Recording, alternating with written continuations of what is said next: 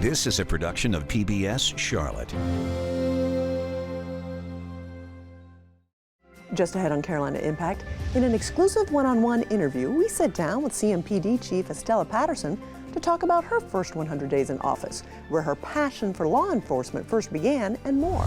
Plus, how a Vietnam War veteran built unlikely friendships with those he once fought against.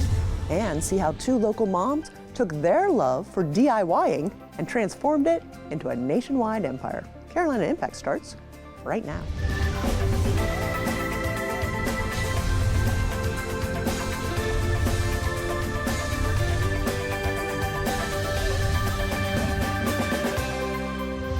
Good evening, thanks so much for joining us. I'm Amy Burkett. Charlotte-Mecklenburg Police Chief Estella Patterson's journey has come full circle.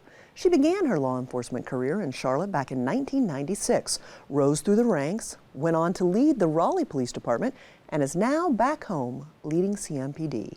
In this conversation, she opens up with Carolina Impact's Chris Clark about what first drew her into the field, what the job has taught her, and the priorities she's worked to put in place during her first 100 days. You spent 25 years with CMPD, rising up through the ranks. How is it going to Raleigh and then coming back here? How has that changed how you lead and bringing this to like a full circle moment? It felt just natural to come back here to Charlotte. I know this community, I know this police department. It's just really a memorable feeling for me to be back. What's the thing that you would say coming back here that immediately when you showed up, looked around, that you kind of thought, you know what, CMPD needs this? Fill in that blank for me, if you would. Well, I'm gonna say first for Charlotte, coming back, like, what is the city? Like, it has just exploded. There's so many things going on. But looking at the department, the first thing that I noticed was just our staffing levels. I said, this city is growing tremendously, but our police department's not growing commensurate with it. So I said, we've got to really start figuring out how do we get the staffing numbers up? And we've been doing that and working through it as a department. Now that you've been here 100 days, just over 100 days roughly-ish, we'll say, thereabouts, what do you feel like you've accomplished that Charlotte can actually see and feel and touch, that you could point to that's tangible for people? Yeah, I think the biggest thing is just the crime reductions that we're starting to see, right? So Charlotte has seen reductions in violent crime as well as property crime. Of course, we're like any big city. You're gonna have those trends, it's gonna ebb and flow, you're gonna have those upticks and that kind of thing. But I think that we're starting to see that we're getting a handle on our crime, which is good, and our community is engaged as well. So this is not just a CMPD initiative or work that we're doing. Our community members have really come out and forced, our community leaders, particularly here in our uptown, and I think you can see it tangibly, the difference that it's making. Talk about reducing violent crime. What can you do about that? I mean, usually you're all the ones that are called after it happens, but what can you do to prevent things along those lines, and where are you kind of feeling like, you know what, we can do better in that area to help?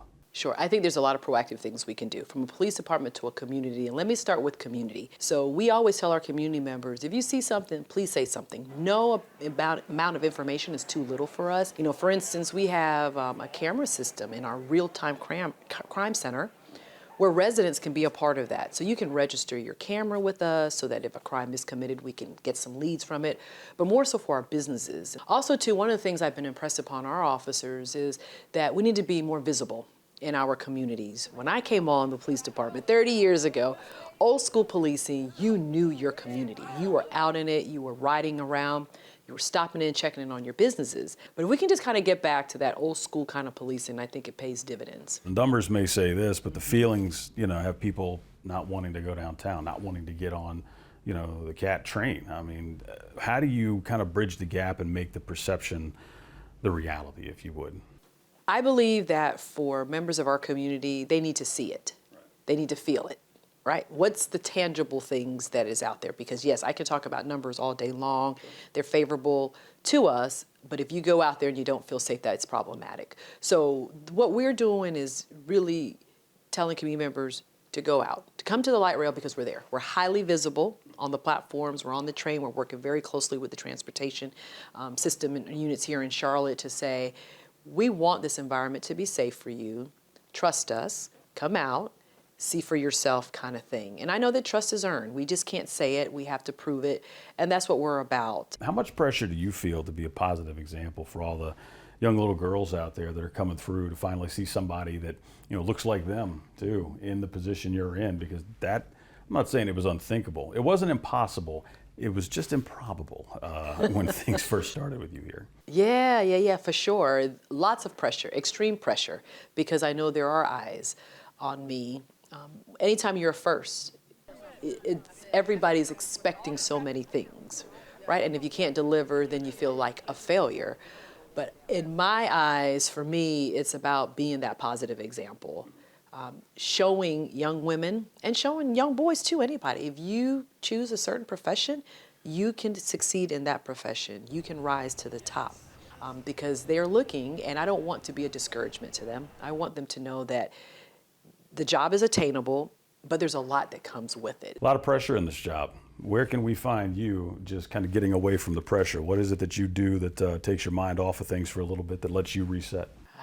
Yes. I'm a big sports person. And incidentally, so is my husband. We love not necessarily to play sports, but to watch sports. And so we're both real big football people, and so we enjoy going to football games. I'm assuming your team is, practices a couple of blocks from here? Who is your team? I don't know. We found the question that stumped her. Yes.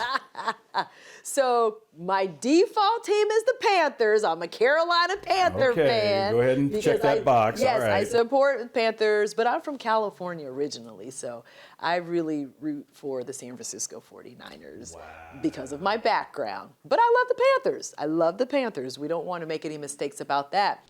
Thank you, Chris. Chief Patterson says the first 100 days were about setting the tone. Now, she says, it's about delivering results, supporting officers, and building safer neighborhoods. From the front lines of law enforcement to the front lines of war, it's incredibly rare for people who fought against each other to become friends. But that's exactly the story Carolina Impact's Jason Terzis brings us now. All right, so picture this. You're an Air Force fighter pilot serving the United States of America in the Vietnam War. Some 40, 50 years later or so, you get a phone call with the person on the other end asking if you'd be interested in meeting some of the very same people you once fought against all those years ago. Would you do it? David Vipperman of Rock Hill did, and this is his story. It's been a long time since David Vipperman stepped into a cockpit. You're 85? 85. 85. We're gonna have some fun. But it's a place he's very familiar with.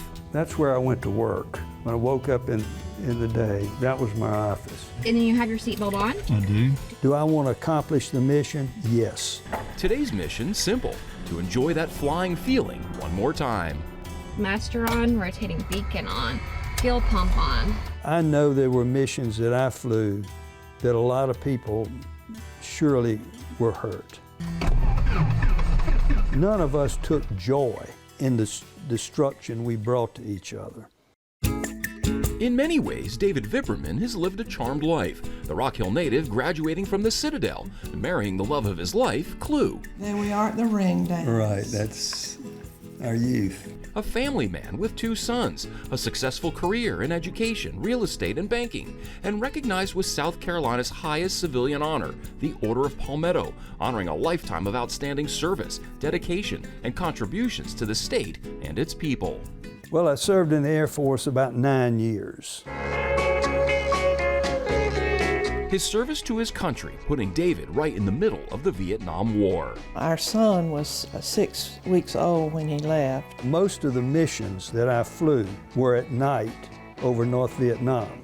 David flying the biggest, fastest plane of the time, the F-4 Phantom. Just advance the throttles and wait a few moments and you would be passing Mach 1 and then Mach 2, which is twice the speed of sound, about 1,400 miles an hour. A fighter jet so advanced for its time, David felt nearly invincible. I felt very confident. I loved the airplane. I felt very much at home in it. It was like putting on a sweater almost. You just felt like you were one with the airplane. And at that age, you feel a little bulletproof anyway. David even making headlines in the Rock Hill newspaper after one of his airstrikes. I was over there for about 9 months. The Vietnam War ended in 1975. 43 years later, in 2018, David got a call that would change his life. From a former Air Force pilot whom I knew, and he informed me that there was a group putting together a trip to North Vietnam. It's all Vietnam now. He wanted to know if I were interested in going. And I said, absolutely. The proposal: have retired American pilots go to Vietnam at their own expense to meet with the very same people they once fought against. David recently shared his experience with a group at Lifelong Learning in Rock Hill. So the government is not involved, the Air Force is not involved. It's a personal thing. We're just going to get together in this room, have a meal together, and see what unfolds. Of course, not all veterans were on board with the idea, but definite intrigue for those who agreed to go. And the agenda simply says, and see what happens. That was all it was. Just, are we going to fight? Are we going to have outing? Are we going to get mad at each other? Are we going to want to punch each other out because we bombed their country and they shot down some of our friends? There were 15 of us, former pilots, that made this trip together. We met 23 of their pilots. Well, I was very happy for him because he wanted to go back to Vietnam. And we just never made those arrangements. One of their pilots sitting across the table from me, I could tell that he was giving me the eye. He said to me, "Did you bomb my country?" And I said, "Yes, I bombed your country." He said, "Did you bomb my hometown?" I said, "What's your hometown?" He said, "Hanoi." And I said, "Yes, I did." And he named some other targets that we had attacked. And he asked me, was I a part of that? And I said, yes, I was. He said, "You just look like a kind old man to me." Those were exactly his words. And I said, "I'll accept that as a title." See what happens. He had decided to be friends in the awfulness of war. His name is Quy, Nguyen Quy. He was a great pilot. Got shot down by us. To this day, David and Quy still keep in touch, mainly through email. We ask about each other's family. We pray together at times. And I thought that this is something that's marvelous. Once an enemy, now a friend. There is another pilot that I met that has made a difference in my life, and his name was Van Bai. During the war, Nguyen Van Bai is credited with shooting down 7 American planes, but through an interpreter, he made a connection with David. There was an acceptance that it just felt right, and that all happened on this same night. This national hero, who had been Vietnam's top pilot during the war, invited David to his family farm, some 800 miles away. They even went to an opera together. And as he said to me, he and Quy said, "You know, we didn't know you, you didn't know us, we were both doing what our country asked us to do. And we did it, and it's over. Now we can put that aside and have a relationship that amounts to a good friendship." The reconciliation between American and Vietnamese pilots was a success, but its impact felt even more 1 year later. 1:30 in the morning, our phone rang, and it was Van Bai's son. And he told me that his father had a stroke.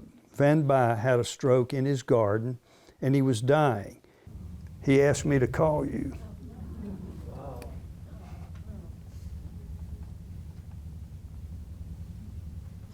To have that to happen,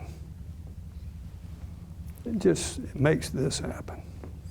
Nhưng đã qua đời vào tối 22 tháng 9. Nguyen Van Bai passed away following his stroke, his death making national news across Vietnam and making the impact of his reconciliation with the United States and with David that much more meaningful. If it weren't for reconciliation, we as a nation, we as Christian country, people, would be in deep trouble. But God has reconciled us. We can reconcile other people and restore relationships, fix things, and go forward. And that's the hope that I have for our country and for the world. In David's words, a closing reflection: the bravest mission I ever flew did not involve weapons. Oh, I love that story so much, Jason, because I admit I am friends with the Rippermans. Clu and David are some dear, dear friends of ours, and his commitment to service certainly runs deep in his DNA, doesn't it? It does, and that's the interesting thing about this is that, you know, we talked about David and obviously everything he's done and having gone to the Citadel and serving in the U.S. Air Force, but we didn't really talk too much about the family, and both of David's sons and Clu's sons ended up following in his footsteps, going to the Citadel, and one actually, I believe, flies commercial. I think he's with one of the major airlines. I think it's Delta. Absolutely. But you know, so it's a family of aviators is really what it's turned into between the Air Force and the Citadel, and now flying commercially. And again, you won't meet better human beings in the world than the Vippermans. And so thank you so much for sharing that story with us. A sweet, sweet couple. We've got more living history for you now. Celebrating its golden anniversary, the old Courthouse Theater in Concord has been entertaining audiences for 50 years. Local artist Mary Sneed Boger created it in 1976.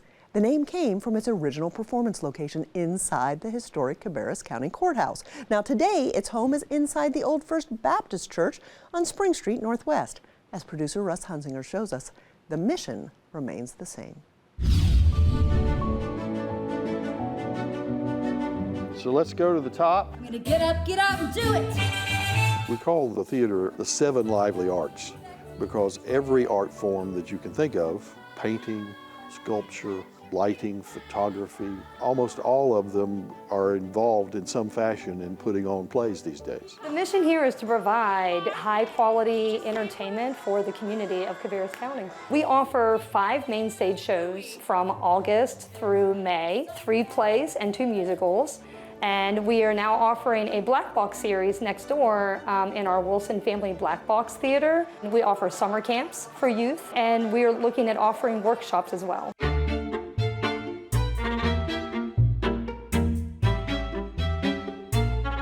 You can come to it with any number of skills, and you can come to it completely having never done it before in your life, because that's part of the mission of almost every community theater I've ever worked with, is to give people an opportunity who've never had one before. There are open call auditions for people to come in and audition and get cast in on-stage roles, but also technical backstage, and have the opportunity to act, work lighting, work sounds, work backstage, work all the technical attributes that go into making a production happen.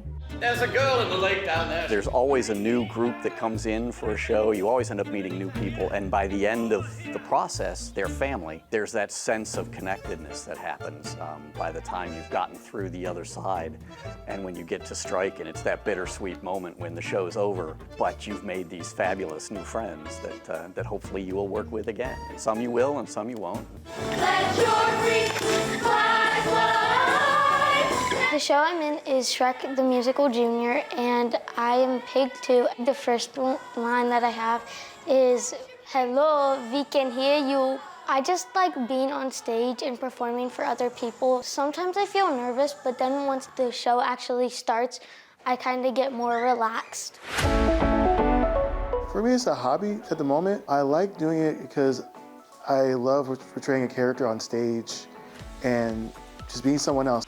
Ooh, that's sharp. There's a childlike quality to it, pretending, stepping in another person's shoes, playing dress up out of the treasure chest. I do think that there is an element of play in it. And it's not just for the people who are on stage. It reaches out and brings the community, the greater community together, because whether you want to be on stage and performing or you just like to come to shows, you get a huge group of people together that share a moment, and that's important. And we have a very, very strong volunteer base. Some volunteers that actually have been involved since day one, the 50 years.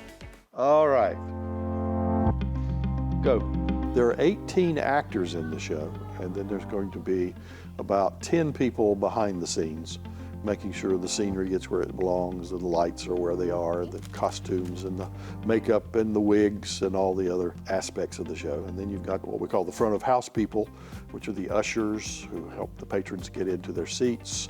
You've got the box office people selling the tickets, and then you've got the people in the concession stand, all necessary to make the play happen, and all volunteers. I think what's really special about this place is we've been going 50 years strong in the community, providing high quality entertainment on a volunteer basis. Everyone here is a volunteer that does it for the love of the arts. It gives you space to be yourself, to be creative, And I think it's important to provide a safe space for the community to be able to do that.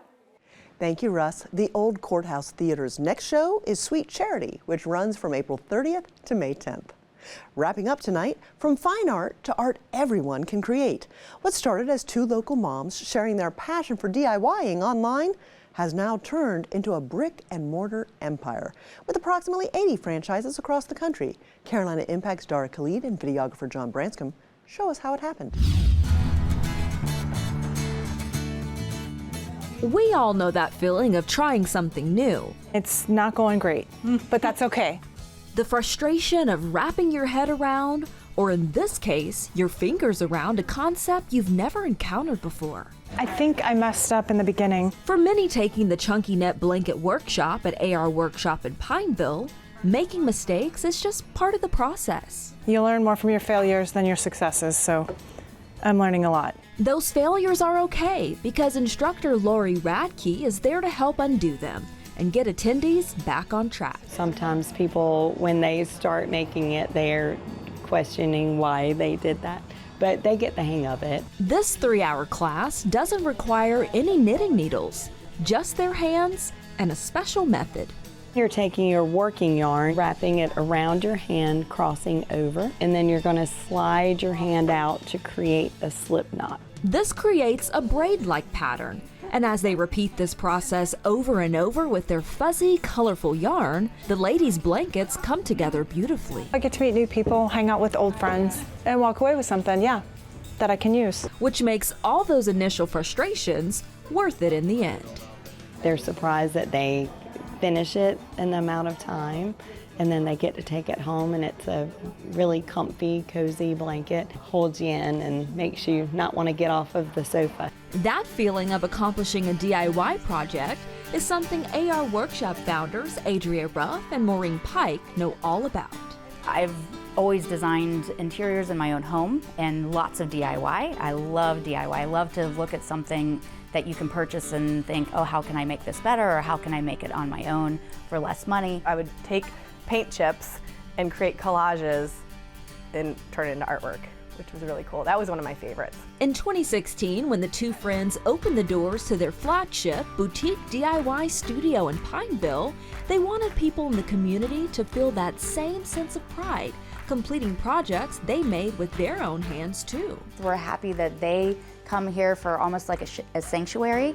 We know that we're empowering lots of women to be able to use power tools or to be able to create artwork that they may not be able to do on their own. Aside from the hands-on classes that the company hosts, there are several other ways for people to explore their creativity at AR Workshop, like the craft bar, where they can make jewelry, the hat bar, where they can customize trucker hats so they actually look cute, and then there's the newest addition, the patch bar. They pick their favorite color pouch, their favorite size they like, and then we have a whole selection of very quality patches that are actually permanent adhesive. So, you can pick any color of different icons or your letters. This fun isn't just happening in Pineville.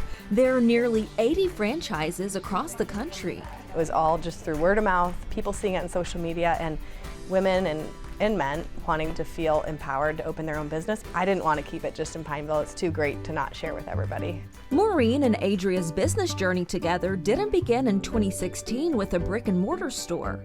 6 years before, they started a design company called Anders Ruff, where they specialized in party styling, graphic design, and ran a blog and online shop. We just kept getting busier and selling more and doing more with our graphic design, and we got to the point where it was going really well. We were working with magazines and the movie industry, and they were hiring us to do graphic designs for printables. Everything was going well until a pretty big competitor changed the game. Then Pinterest happened.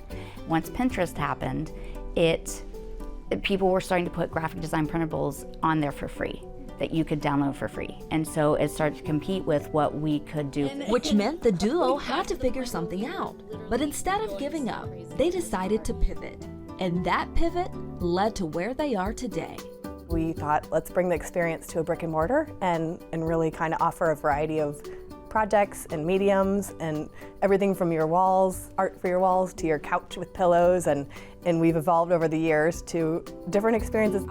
When you see Adria and Maureen laughing together and reminiscing on memories they've made, it's easy to think they've known each other all their lives, so no wonder they went into business together. But the reality tells a very different story. And when we first launched our original business, we had known each other for a couple weeks, I'm not kidding. Yes, you heard that right. They were complete strangers. But wait, the story gets even better. When Maureen and I met at our preschool open house, she originally thought I was the teacher because I was dressed up, and it was kind of comical because I'm so not a teacher. If we wouldn't have gone to that preschool open house back in 2010, we would have never met. And their businesses would have never launched, which means opportunities for these ladies to connect and challenge themselves in this chunky net blanket workshop would have also never happened. It just goes to show that being ready to seize any opportunity can truly pay off. Not just in business, but in friendships too. For Carolina Impact, I'm Dara Khalid. Thanks, Dara. AR Workshop has lots of spring-related programs. You can find details on our website at pbscharlotte.org. Before we leave tonight, I'd like to thank the homeschoolers from Statesville who joined us in the audience. They were fantastic. I love getting to know them and learning about all the things they love and all the great things that they will do with their lives in the future. It's going to be very exciting to see what these young people do. Well, thanks so much for joining us. We always appreciate your time, and I look forward to seeing you back here again next time on Carolina Impact. Good night, my friends.